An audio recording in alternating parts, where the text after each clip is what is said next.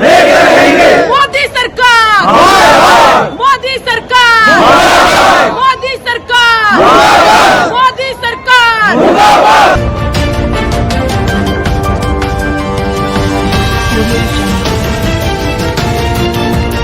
भारत एक ऐसा राष्ट्र है जिसे विश्व का सबसे मजबूत लोकतंत्र का राष्ट्र माना जाता है।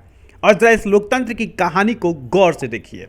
भारतीय किसान भारत सरकार के खिलाफ राजधानी दिल्ली के बॉर्डर पर पिछले 15 दिनों से बैठे हुए हैं।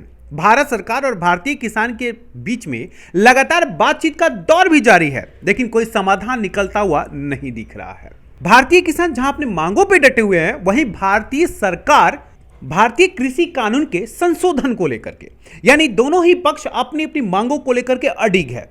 कोई एक दूसरे के सामने झुकने को तैयार नहीं है और राजधानी दिल्ली एक बंद कमरे सी हो गई है, जहां बॉर्डर से आवाजाही ठप है। कहते हैं कि लोकतंत्र में जनमत का बहुत महत्व है। जहां जनता का मत है, वहीं सरकार का झुकाव भी देखा जाता है। लेकिन आज की स्थिति कुछ और है।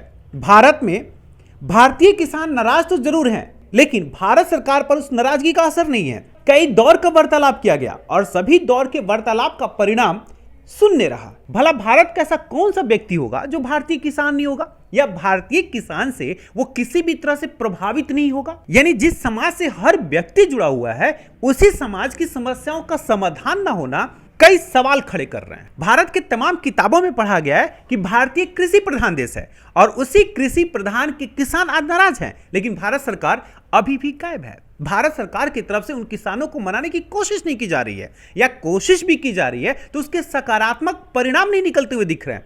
आखिर परेशानियां क्या है? आखिर क्यों नहीं निकल पा रहा है समाधान? तमाम पहलू हैं और उन सभी पहलुओं पर चर्चा लगातार जारी है।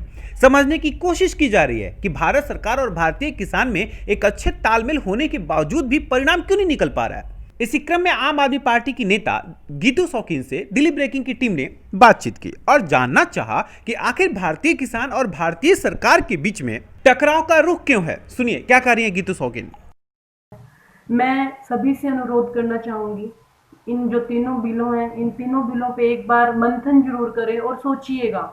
ये सिर्फ किसान के लिए ही जो बिल पास हुए हैं, ये तीनों सिर्फ किसान के लिए ही हानिकारक नहीं है, बल्कि आम जनता के लिए भी हानिकारक है। अगर हम इनका निचोड़ निकालें तो कहीं ना कहीं ये जो बिल है, आने वाले समय में जिसके दुष्प्रभाव एक आम जनता को भी देखने को मिलेंगे। क्या होना चाहिए, क्या हो रहा है और क्या होना चाहिए, ये बड़ा सवाल है कि अभी जो हो रहा है वो क्या। मैं सिर्फ ये सेंटर में जो मोदी सरकार है उनसे आग्रह करना चाहूंगी, जो फैसला लेना है जल्द ले लिया जाए। आपने पास करना है या नहीं करना, और बार बार तारीख पे तारीख जो दे रहे हैं वो गलत है, क्योंकि इस समय जो किसान की फसल है वो भी बर्बाद हो रही है। पूरे के पूरे जो किसान हैं हरियाणा, पंजाब के और राजस्थान, यूपी के, जितने भी आसपास के जितने राज्यों के किसान हैं, वो दिल्ली के बॉर्डर पर आकर बैठ गए हैं। तो कहीं ना कहीं इससे जो आने वाले समय है उसका दुष्प्रभाव हमें देखने को मिलेगा। और बेरोजगारी और जो हमारी वैसे ही कोरोना के कारण आप देख रहे हैं भारत सरकार की आर्थिक रूप से मंदी में चल रहा है। अगर ये लंबे समय तक बैठे रहे तो आर्थिक मंदी की मार भविष्य में हमें झेलनी पड़ सकती है। Thank you.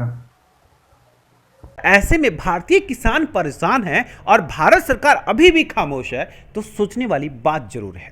इस कड़कती ठंड में 15 दिनों से भारतीय किसान सड़कों पर हैं और भारत सरकार अभी भी इंतजार में है। क्या ऐसा नहीं हो सकता कि भारत सरकार द्वारा आगे बढ़कर के भारतीय किसानों से उनकी परेशानियों का जायजा लिया जाए, उनकी समस्याओं के समाधान के कारगर कदम उठाए जाए, या फिर उनकी मांगों को यथाशीघ्र पूरा किया जाए? भारत की अर्थव्यवस्था भारतीय किसानों पर टिकी हुई है और फिर भी सरकार मौन है।